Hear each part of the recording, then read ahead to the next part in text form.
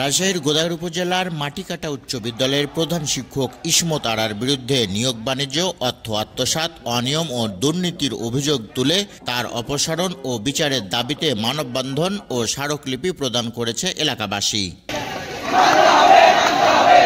সোমবার সকাল 10টার দিকে বিদ্যালয়ের সামনে এই মানববন্ধন অনুষ্ঠিত হয়। এতে অংশ নেন অভিভাবক, শিক্ষার্থী, স্থানীয় জনগণ ও জনপ্রতিনিধিরা। মানববন্ধন শেষে তারা উপজেলা নির্বাহী অফিসারের কাছে স্মারকলিপি প্রদান করেন। মানববন্ধনে বক্তারা বলেন, মাটিকাটা উচ্চ বিদ্যালয়ের প্রধান শিক্ষক দীর্ঘদিন ধরে বিভিন্ন অনিয়মে লিপ্ত। বিভিন্ন ইস্যুতে শিক্ষার্থীদের নিকট থেকে অতিরিক্ত অর্থ আদায়, স্থানীয় প্রভাবশালী রাজনৈতিক ব্যক্তিদের ছত্রছায়ায় তিনি নিয়ম বহির্ভূতভাবে পদোন্নতি ও এমপিওভুক্ত হয়েছেন। এলাকাবাসী উপজেলা প্রশাসনের কাছে তদন্ত করে দ্রুত পদক্ষেপ গ্রহণের আহ্বান জানিয়েছেন।